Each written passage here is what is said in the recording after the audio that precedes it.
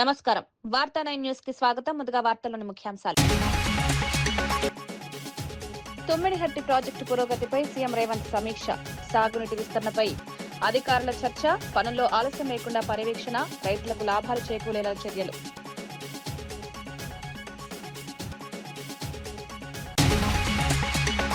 చంద్రబాబుపై తీవ్ర ఆరోపణలు చేసిన భూమన కరుణాకర్ రెడ్డి. వైసీపీ కార్యకర్తల హత్యలపై ప్రభుత్వం సమాధానం చెప్పాలని డిమాండ్. కుల రాజకీయాలతో ప్రజలను విభజిస్తున్నారని విమర్శ. రాష్ట్రంలో శాంతి భద్రతల పరిస్థితి దిగజారిందని ఆందోళన.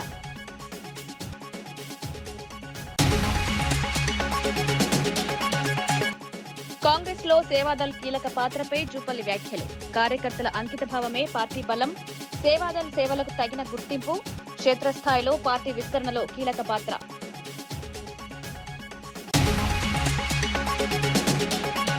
కార్యకర్తల సంక్షేమంపై లోకేష్ కీలక వ్యాఖ్యలు. 160 కోట్లతో సంక్షేమ కార్యక్రమాలు.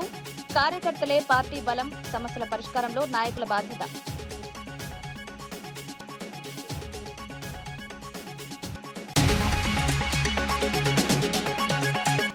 ఇంధన సరఫరా సమీక్షపై నిర్వహించిన కిషన్ రెడ్డి. రాష్ట్రంలో కొరత లేదని స్పష్టం. పుకార్ల వల్లే కృత్రిమ కొరత. ప్రజలు అపోహలకు లోను కాకుండా ఉండాలని సూచన.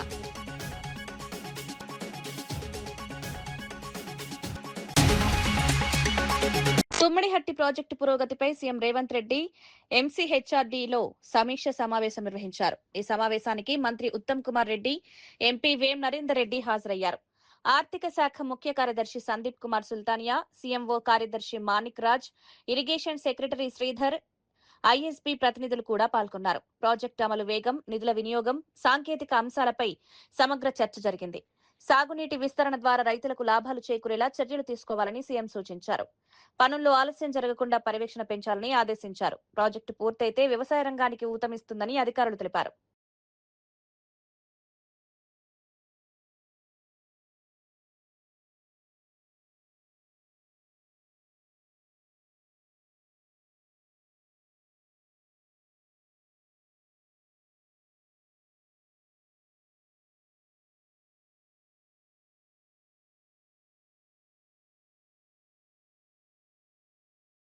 మంత్రి పదవిపై కోమటిరెడ్డి రాజగోపాల్ రెడ్డి కీలక వ్యాఖ్యలు చేశారు. రాహుల్ గాంధీ, సీఎం రేవంత్ రెడ్డి నాయకత్వంలో పార్టీ అభివృద్ధికి కట్టుబడి పనిచేస్తారని తెలిపారు. అధిష్టానం ఇచ్చిన హామీని ఖచ్చితంగా నిలబెట్టుకునేందుకు నమ్మకం ఉందన్నారు. 4 రాష్ట్రాల ఎన్నికల ఫలితాల తర్వాత తనకు మంత్రి పదవి వచ్చే అవకాశం ఉందని ఆశాభావం వ్యక్తం చేశారు. ప్రజల సేవే తన లక్ష్యమని, బాధ్యతలు వచ్చినా రాకపోయినా పనిచేస్తారని పేర్కొన్నారు. పార్టీ నిర్ణయాలకు గౌరవం ఇస్తామని తెలిపారు. ఈ ప్రాంత అభివృద్ధికి పార్టీ కొరకు ప్రభుత్వం మంచి పేరు తెచ్చే విధంగా ఈ ప్రజల కోసం పనిచేస్తారు. నాకు కూడా నమ్మకం ఉంది. తప్పకుండా కాంగ్రెస్ పార్టీ అధికారం ఇచ్చిన మాట నిలుపుకుంటుందని నాకు పూర్తి విశ్వాసం ఉంది. ఈ 5 రాష్ట్రాల ఎన్నికలు అయిపోయిన తర్వాత నాకు కూడా అనిపిస్తుంది తప్పకుండా మంత్రివర్గ విస్తరణ జరిగితే అధిష్టానం నా విషయంలో తప్పకుండా సీరియస్ గా ఆలోచించి నిర్ణయం తీసుకుంటారని చెప్పి నేను అనుకుంటున్నాను. కేంద్ర ప్రభుత్వం వైఫల్యంతో ఇంధన కొరత ఏమైనా ఏర్పడుతుంది రాష్ట్రంలో? కేంద్ర ప్రభుత్వం ఏం చేస్తుంది? అక్కడ ఇరాన్, అమెరికా కొట్లాడుకుంటే డెఫినెట్ గా ప్రపంచంలో ఎక్కడ యుద్ధమైనా సరే మనం ప్రపంచ దేశాల మీద ఎటువంటి ముడి సరుకుల మీద ఆధారపడ్డప్పుడు ఆ యుద్ధ ప్రభావం అనేది భారతదేశం మీద ఉంటుంది. కాబట్టి డెఫినెట్ గా మనకు ఇప్పుడు డీజిల్ కొరత, పెట్రోల్ కొరత ఉన్నది. అది టెంపరీ సమస్యనే కాబట్టి రాబోయే రోజుల్లో యుద్ధం నుంచి తర్వాత మనం ఆటోమేటిక్ గా నార్మల్ అయిపోతుంది. కాబట్టి దాన్ని రాజకీయం చేయాల్సిన అవసరం లేదు. కేంద్రంలో బీజేపీ పార్టీ ఉంది, రాష్ట్రంలో కాంగ్రెస్ పార్టీ ఉంది. కాబట్టి ఒక ప్రత్యేకమైన పరిస్థితి, యుద్ధ వాతావరణం వచ్చినప్పుడు మనం అర్థం చేసుకుని ప్రజలందరూ కూడా సహకరించాలి తప్పితే దాన్ని కూడా రాజకీయం చేయడం కరెక్ట్ కాదు అని చెప్పి. వైఎస్ఆర్సీపీ నేత భూమన కరుణాకర్ రెడ్డి సీఎం చంద్రబాబుపై తీవ్ర విమర్శలు చేశారు.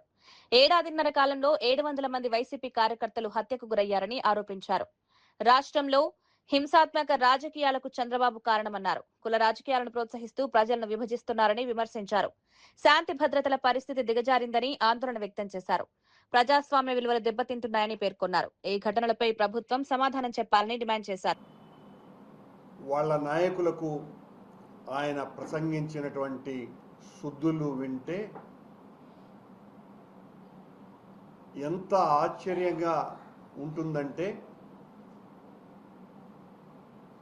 ఆయన ఇప్పటి వరకు రాజకీయులతోనే రాజకీయం చేశా, హంతకులతో నేను రాజకీయాలు చేయలేదు అని మొదలుపెట్టి మా నాయకుడి మీద వైఎస్ఆర్ కాంగ్రెస్ పార్టీ మీద ఆయన మాట్లాడిన దుర్భాషలు అన్నీ ఇన్ని కావు. చంద్రబాబు గారు మమ్మల్నేదో ఓసిడి ఉన్నటువంటి వ్యాధిగ్రస్తులని, సిసిడి వ్యాధిగ్రస్తులని రకరకాలైనటువంటి మాటలు మాట్లాడినారు.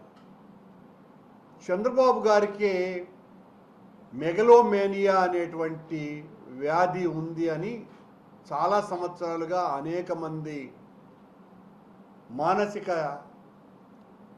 శాస్త్రవేత్తలు మాట్లాడటం జరిగింది.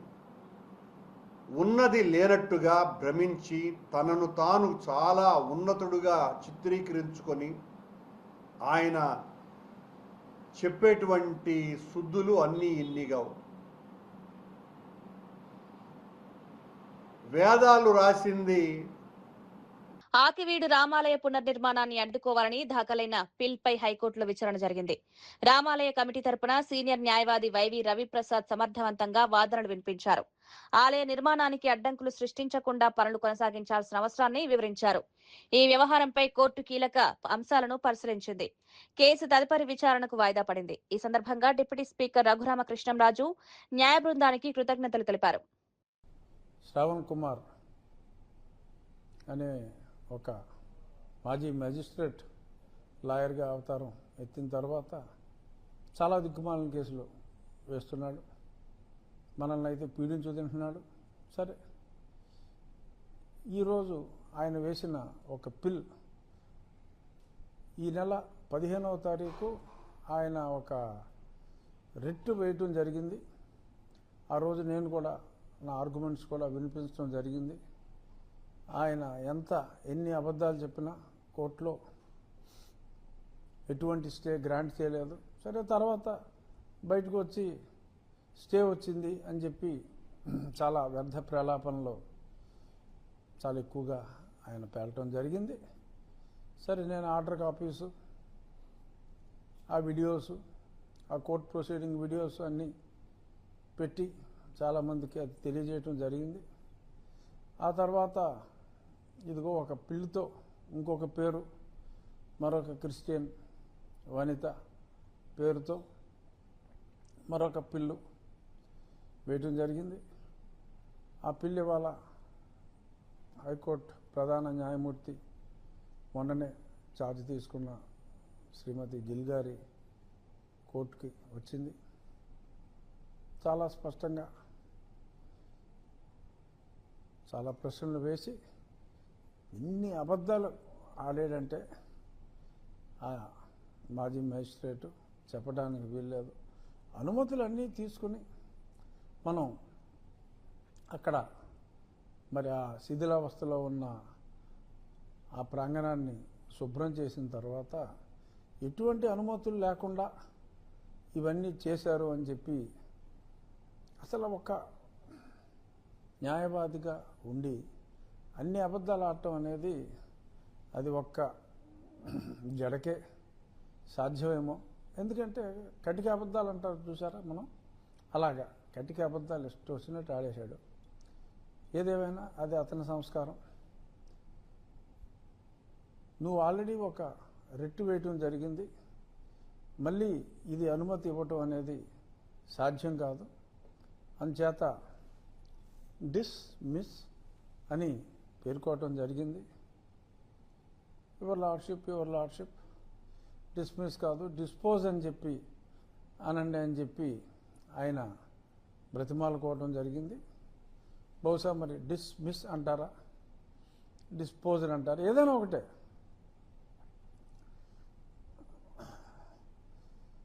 దవడ బదలు కొట్టానంటాం, చెంప మీద కొట్టితిరి అంటాం, రెండు ఒకటే, కానీ ఆ ఇంటెన్సిటీలో తేడా ఉంటుంది. కాంగ్రెస్ పార్టీలో సేవాదల్ పాత్రపై మంత్రి జూపల్లి కృష్ణారావు కీలక వ్యాఖ్యలు చేశారు. పార్టీకి నాటి నుంచి నేటి వరకు సేవాదల్ వెన్నెముకలా నిలిచిందన్నారు. ఎన్నో సంవత్సరాలుగా స్వచ్ఛందంగా ప్రజాసేవలో ముందుంటూ పార్టీ బలోపేతానికి సేవాదల్ కార్యకర్తలు కృషి చేస్తున్నారని తెలిపారు. వారి సేవలను గుర్తించి తగిన గుర్తింపు, పదవులు కల్పించేందుకు పార్టీ కట్టుబడి ఉందన్నారు.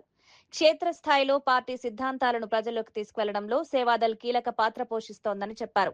కార్యకర్తల అంకిత భావం వల్లే కాంగ్రెస్ పార్టీ బలపడుతోందన్నారు. ఆడున్నటువంటి కోట్లాది మంది జనాన్ని, ప్రజల్ని దేశ స్వాతంత్రం కోసం సమాయత్తం చేయడం కోసం ఒక సేవాదళ్లను పటిష్ట చేసి ఈనాడు ఉన్నటువంటి సాంకేతిక పరిజ్ఞానం, టీవీలు, పేపర్లు లేకపోయినా కూడా గ్రామానికి సేవాదళ కార్యకర్తల ద్వారా జాతిని మొత్తాన్ని కూడా సంఘటన చేసి దేశ విముక్తి కోసం సంఘటన చేసినటువంటిది ఈ యొక్క సేవాదళం. అంటే కాంగ్రెస్ పార్టీకి వెన్నెముక లాంటిది సేవాదళం. ఆనాటి నుంచి ఈనాటి వరకు ఇక్కడ ఒక్కొక్కరు ఈ యొక్క సేవాదళలో ఈ యొక్క ట్రైనింగ్ లో పాల్గొన్న వాళ్ళు కొంచెం చూస్తే 20, 30, 40 సంవత్సరాల నుంచి సేవలు అందిస్తూనే ఉన్నారు. ఈనాటి రాజకీయ వ్యవస్థలో ముఖ్యంగా మతాల పేరు మీద బీజేపీ దేశాన్ని విడగొట్టేటువంటి కార్యక్రమం, ఇంకోవైపున రకరకాల పంచాయతీల పంచాయతీ. ఇలాంటి సందర్భంలో రాష్ట్రం, దేశంలో ఆనాటి మహానుభావులు కలగందరూ భారతదేశం ఏ విధంగా ఉండాలి కింద కాలక్రమేణా ఆ గుణగణాలు పోయినాయి, ఆ సేవాభావం పోయి యావత్ దేశంలో కూడా ప్రపంచం మళ్ళీ దేశానికి స్వాతంత్రం ఇచ్చిన మహనీయుల యొక్క కళలు నెరవేరాలంటే అలాంటి గుణగణాలు, సేవాభావం, అట్లాగే ప్రజల కష్ట సుఖాల పాలు పంచుకోవడం, ధైర్యము, సాహసము కావాలంటే ఇంకా ఈ యొక్క మళ్ళీ ఈ సేవా దళం అనేది కాంగ్రెస్ పార్టీ సేవాదళంలో దీన్ని ఇంకా విస్తరించాల్సిన అవసరం ఉంది.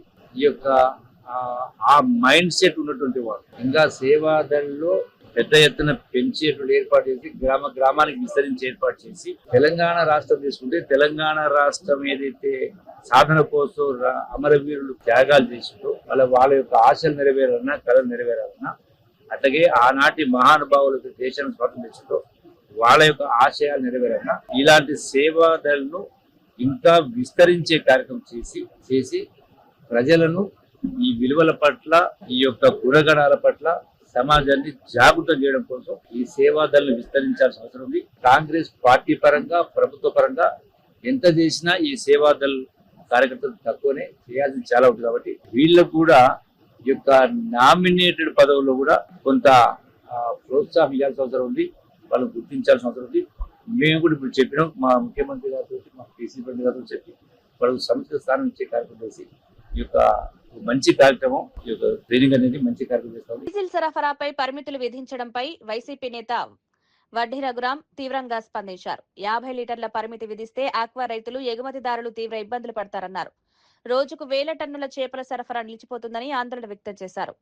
జగన్ ప్రభుత్వంలో ఇలాంటి సమస్యలను వేగంగా పరిష్కరించామని గుర్తు చేశారు. ప్రస్తుత ప్రభుత్వం వెంటనే చర్యలు తీసుకుని సమస్యను పరిష్కరించాలని డిమాండ్ చేశారు. 24 గంటల్లో పరిష్కారం చూపకపోతే బంక్లను మూయించే ఆందోళనకు గుర్తిగుతామని హెచ్చరించారు. ముఖ్యమంత్రిగా ఉన్నప్పుడు ఈశాన్య రాష్ట్రాల్లో పాలికెమికల్ మనం కలిపామని అక్కడ ఉన్నటువంటి ఈశాన్య రాష్ట్రాల్లో ఉన్న ఎంపీలు అక్కడ 300 నుంచి 400 ఎకరాలు సాగు చేసినప్పుడు అక్కడ ఫిష్ మార్కెట్ చేసుకోవడానికి పాలికెమికల్ కలిపారని మన దగ్గర కొన్ని లేనిపోయినాయని చెప్పడం జరిగింది. మన లోడ్లన్నీ కొన్ని వేల టన్నుల కన్నులు మన నాగాలాండ్ కానీ, అస్సాం కానీ, మిజోరాం కానీ, కలకటాకి వెళ్ళేది కొన్ని వేల టన్నుల రోడ్ల మీద ఆగిపోయింది. అక్కడ అప్సరా వైస్ చైర్మన్ గా ఆ రోజు పొలం మాణికంఠ గారు స్పెషల్ చీఫ్ సెక్రటరీ సీఎం గారి దగ్గరికి వెళ్ళి మేమందరం మాట్లాడితే అప్పుడు జగన్మోహన్ రెడ్డి గారు అప్పుడు ఉన్నటువంటి సెంట్రల్ మినిస్టర్ పురుషోత్తం రూపాల గారితో మాట్లాడి అక్కడ ఉన్న సార్తో పాటు వాడు ఎంపీలుగా చేసిన వాళ్ళు ముఖ్యమంత్రిగా ఉన్నారు కాబట్టి వాళ్ళతో మాట్లాడి 24 గంటల్లో ఈ ఫిష్ లోడ్ అంతా కూడా ఈశాన్య రాష్ట్రాల్లో సేల్ చేసి మన రాష్ట్రంలో పాలికెమికల్ కలపట్లేదు అని ఛాలెంజ్ చేసి ఆ గవర్నమెంట్ కి మనం నిజ నిర్ధారణ చేసి సర్టిఫికెట్లతో సహా మనం ఇచ్చిన కార్యక్రమం ఉంది. ఇవాళ చేపల రైతులందరికీ తెలుసు, ఇవాళ డీజిల్ కొరత ఉండి మీరు చేపల రైతులు పడితే విజయవాడ దాకా వస్తే చేప ఎక్కడి నుంచి పంపుతారు? ఫ్లైట్ లో పంపుతారా, కార్గోలో పంపుతారా? రాష్ట్ర ప్రభుత్వం అని చెప్పిందా రైతులకి? ఇవాళ ఆక్వా రైతులు ఉన్నారు. ఇవాళ ఆక్వా రైతులకి ఇవాళ ప్రొక్యూర్మెంట్ జరుగుద్ది. జరిగిన తర్వాత అక్కడి నుంచి కోనసీమలో ఉంది, లేకపోతే ఇక్కడ ఉంది. ఒక ప్రాసెసింగ్ ప్లాంట్ ఏమో వైజాగ్ లో ఉంటుంది, ఒక ప్రాసెసింగ్ ప్లాంట్ ఏమో ఎక్కడ మన ఒంగోలులో ఉంటుంది, ఒక ప్రాసెసింగ్ ప్లాంట్ ఉయ్యూరులో ఉంటుంది. రకరకాలుగా ప్రాసెసింగ్ ప్లాంట్ 130 ప్రాసెసింగ్ ప్లాంట్లు ఉన్నాయి. అందులో 70 కంపెనీలు అసోసియేషన్ లో ఉంటాయి. ఉన్నప్పుడు మీరు 50 లీటర్లు కొట్టితే ఈ రొయ్య అక్కడి నుంచి ప్రాసెసింగ్ ప్లాంట్ కి ఎప్పటికి వెళ్తుంది? అది పచ్చి సరుకు వాసన వచ్చేస్తే కోల్డ్ స్టేజ్ లో పెట్టకుండా రొయ్య రైతు నాశనం అయిపోతాడు.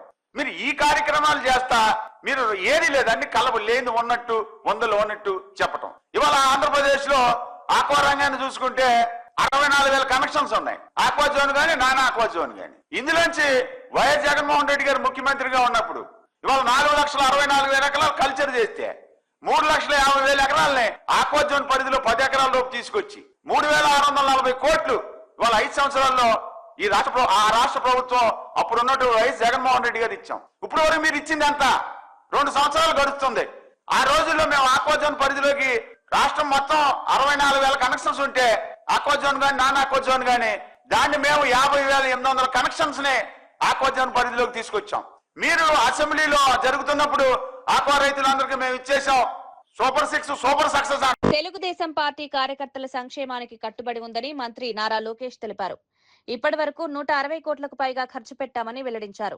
విద్య, వైద్యం, స్వయం ఉపాధి రంగాల్లో అనేక కార్యక్రమాలు అమలు చేస్తున్నామన్నారు. కార్యకర్తల సమస్యలను పరిష్కరించేందుకు ప్రతి నాయకుడు బాధ్యత తీసుకోవాలని సూచించారు. పార్టీ బలోపేతానికి కార్యకర్తలే బలమని పేర్కొన్నారు. వారి సంక్షేమమే పార్టీ లక్ష్యమని స్పష్టం చేశారు. రూపాయలు ఖర్చు పెట్టిన ఏకైక పార్టీ ఒక తెలుగుదేశం పార్టీ.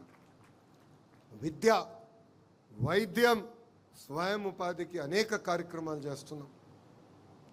ఏకంగా ఒక పెద్ద వ్యవస్థని మేము ఈరోజు ఏర్పాటు చేసాం. బ్లాక్ 2లో ఆ వ్యవస్థ పనిచేస్తుంది. కార్యకర్తలకు అండగా నిలబడతాం. కార్యకర్తల తరపున వాళ్ళ సమస్యలు పరిష్కరించే బాధ్యత మనందరం తీసుకోవాలని ఈ సభాముఖంగా కోరుతున్నాం.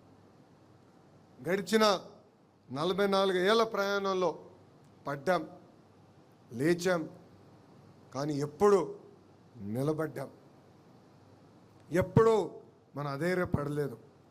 దానికి ప్రధానమైన కారణం మన సిద్ధాంతాలు. సమాజమే దేవాలయం, ప్రజలే దేవుళ్ళు అని చెప్పిన గొప్ప నాయకుడు అన్న ఎన్టీఆర్.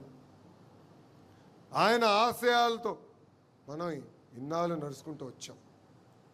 మారిన కాలానికి మన జరిగిన మహానాడులో 6 శాసనాలు మనం ప్రకటించుకుంటాం జరిగింది. ఆ 6 శాసనాల పైన వేదిక పైన ఉన్న పెద్దలతో చర్చించాం, వేదిక ముందల నాయకులతో చర్చించాం. ఏం పెడితే బాగుంటుంది, రాబోయే 4 దశాబ్దాలు పార్టీని ఎలా నడిపించాలి, ఆ మార్గం మనం ఎంచుకోవాలని నేను కోరుతాం జరిగింది. అందులో మొదటిది తెలుగు జాతి విశ్వఖ్యాతి, రెండోది యువగలం, మూడోది స్త్రీ శక్తి, నాలుగోది పేదల సేవలో సామాజిక న్యాయం, ఐదోది అన్నదాతకు అండగా, ఆరోది కార్యకర్తనే మన అధినేత. ఇది మీ అందరికి ఎందుకు గుర్తు చేస్తున్నానంటే రాబోయే రోజుల్లో మనందరం నిర్ణయాలు తీసుకోవాల్సి వస్తుంది. అందుకే మనకి ఈ బాధ్యత ఇచ్చింది పార్టీ. తెలంగాణలో ఇంధన సరఫరాపై కేంద్ర మంత్రి కిషన్ రెడ్డి సమీక్ష నిర్వహించారు. హైదరాబాద్ లో చమురు సంస్థల ప్రతినిధులు డీలర్లతో సమావేశమయ్యారు. రాష్ట్రంలో పెట్రోల్, డీజిల్ కొరత లేదని స్పష్టం చేశారు. పుకార్ల కారణంగా ప్రజలు భయాందోళనకు గురవుతున్నారన్నారు. అవసరానికి మించి నిల్వలు చేసుకోవడం వల్ల కృత్రిమ కొరత ఏర్పడుతోందని తెలిపారు. సరఫరా వ్యవస్థ సక్రమంగా కొనసాగుతోందన్నారు. పెట్రోల్, डीजल खरीदते हैं लोग, अभी उसका 100% डबल हो गया. इसके कारण थोड़ा प्रॉब्लम हुआ है. आज इस विषय पर मैं पूरा पेट्रोलियम कंपनीज, IOCL हो, BPCL हो, सभी कंपनीज, HPCL हो, सभी लोगों को बुलाकर रिव्यू किया हूँ. हमारे पास पूरा स्टॉक्स है, कोई प्रॉब्लम नहीं है. कुछ लोग आज वेस्ट बंगाल के पोलिंग के बाद रेट बढ़ेगा जैसा गलत प्रचार किया है. हमारा दुर्भाग्य है, देश का अपोजिशन पार्टी लीडर गैर जिम्मेदारी के साथ इर्रेस्पॉन्सिबल स्टेटमेंट राहुल गांधी जी ने दिया है. वो ऐसी स्टेटमेंट देने के कारण आज देश में जो पेट्रोल, डीजल हो उसका परचेस डबल हो गया, क्योंकि रेट बढ़ेगा इसलिए सभी लोग पेट्रोल गाड़ी में टैंक फुल करके फिर घर में अनलोड कर रहे. इसके कारण ये गर्मी का सीज़न है. मैं लोगों से अनुरोध करता हूँ, घरों में कोई पेट्रोल मत रखिए आप लोग. ये गर्मी का सीज़न है, एक्सीडेंट होने का समस्या भी है. मैं देश के जनता से अनुरोध करता हूँ, कोई भी पेट्रोल अपने घरों में स्टॉक मत रखिए. भारत सरकार के पास, भारत देश के पास, अभी पेट्रोलियम कंपनीज के पास आज पेट्रोल, डीजल स्टॉक्स है. अभी कोई चिंता करने का ज़रूरत नहीं, कोई टेंशन होने का ज़रूरत नहीं, पैनिक होने का ज़रूरत नहीं है। हम पूरा सप्लाई भारत सरकार के द्वारा कर रहे हैं। आप जो भी टेंशन है भारत का प्रधानमंत्री नरेंद्र मोदी जी लेंगे। आपके 140 करोड़ जनता का टेंशन भारत का प्रधानमंत्री नरेंद्र मोदी जी लेंगे। कुछ समस्या है तो नरेंद्र मोदी जी स्वयं बात करेंगे आप लोगों से। अगर शॉर्टेज है तो अपील करेंगे, मगर आज कोई शॉर्टेज नहीं है, बिल्कुल पैनिक होने का जरूरत नहीं है। नरेंद्र मोदी जी अलग अलग देशों से जो भी अपने को नीड है पेट्रोल डीजल का, उसको पूरा। అనకాపల్లి జిల్లా నర్సీపట్నంలో పోలీసులు భారీగా గంజాయి స్వాధీనం చేసుకున్నారు. 50 లక్షల విలువైన 50 కిలోల గంజాయితో పాటు ఒక కార్, 3 బైక్లు, 5 మొబైల్ ఫోన్లు సీజ్ చేశారు. కేడిపేట సమీపంలో వాహనాల తనిఖీల్లో ఈ అక్రమ రవాణా బయటపడింది. ఒరిస్సా నుంచి కాకినాడకు గంజాయి తరలిస్తుండగా 5 నిందితులను పోలీసులు అరెస్ట్ చేశారు.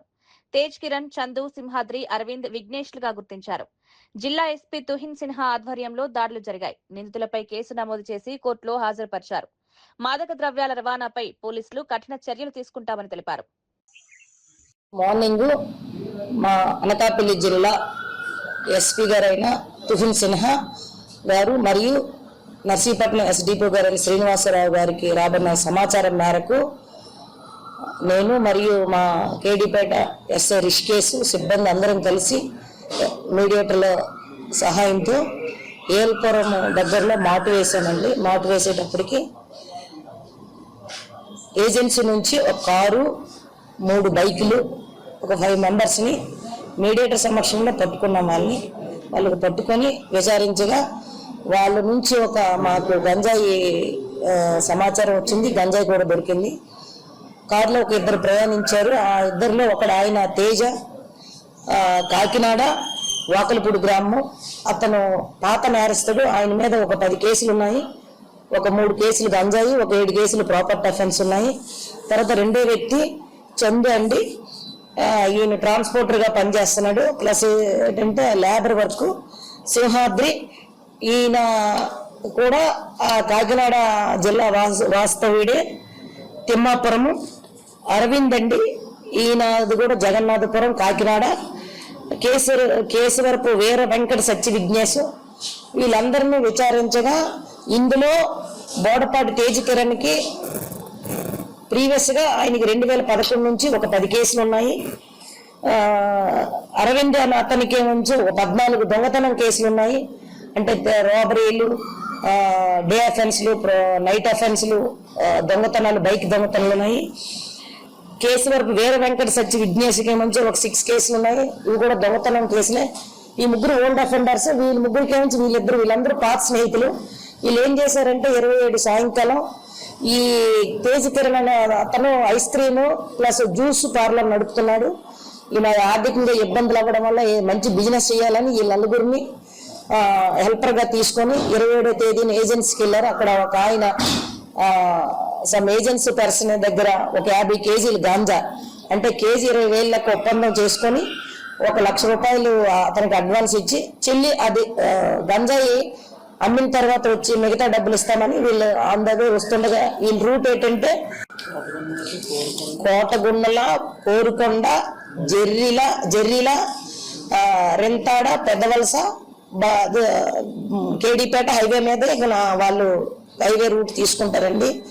ప్రీవియస్ కూడా వీళ్ళు ఇందులో ప్రాపర్టీ అఫెండర్స్ ఉన్నారు, ప్లస్ గంజాయి అఫెండర్స్ కూడా ఉన్నారు. ఈ ఏమన్నా తేజ అతనికి 2024లో దేవరాపల్లిలో కూడా కేసు ఉంది. వీళ్ళందరినీ విచారిస్తే వీళ్ళు ఏం చెప్పారంటే వీళ్ళు ఫైనాన్షియల్గా ఇబ్బందులు పడడం వల్ల గంజాయి వ్యాపారాన్ని ఎంచుకుంటే మళ్ళీ అధిక లాభాలు పొంది బిజినెస్ చేయాలని ఆలోచన. వీళ్ళు కాకినాడలో హార్బరు 1 టౌన్ ఏరియాలో 50 గ్రాములు 100 గ్రాములుగా పొట్టాలుగా చేసి ఒక్కో పొట్టలు 200, 300 లెక్క ఈ ప్రైవేట్ బహిరంగ మార్కెట్లో అమ్మడం వీళ్ళకి అలవాటైంది. ఇందులో కూడా 4 కంప్లీట్గా కన్జ్యూమ్, ఈ గంజాయి నుంచి కన్జ్యూమ్కి అలవాటు అయ్యారండి.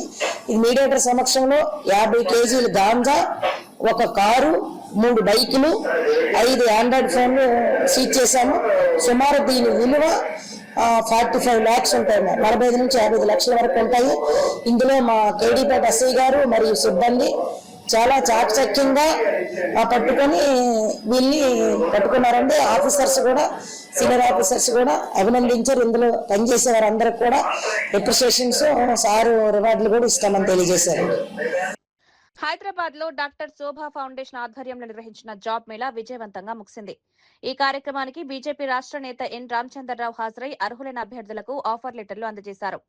ఇంజనీరింగ్, డిగ్రీ, ఫార్మసీ వంటి విభాగాలకు చెందిన వందలాది మంది యువత ఈ మేళాలో పాల్గొన్నారు. ప్రభుత్వ ఉద్యోగాలకే పరిమితం కాకుండా ప్రైవేట్ రంగంలో కూడా అవకాశాలను వినియోగించుకోవాలని సూచించారు.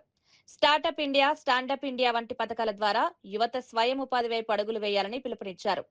ఈ జాబ్ మేళా యువతకు ఉపాధి అవకాశాలను అందించడంలో కీలకంగా నిలిచింది.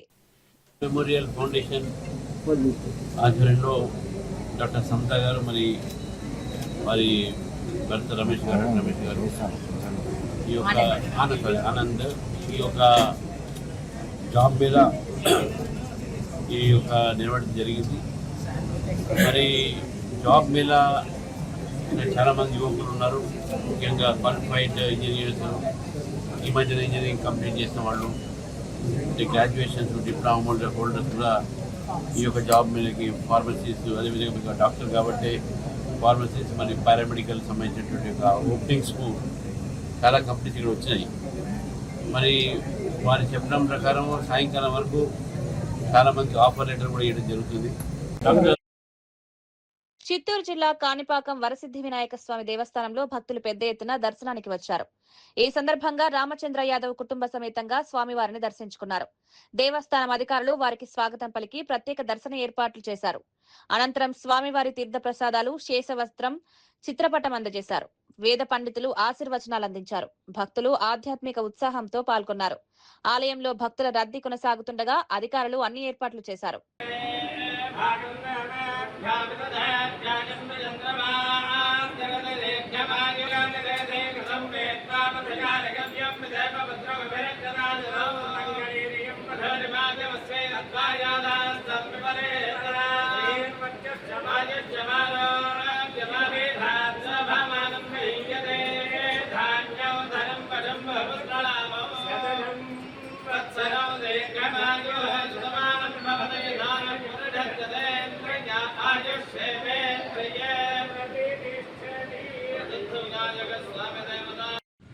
ఓం గం గణపతయే నమః.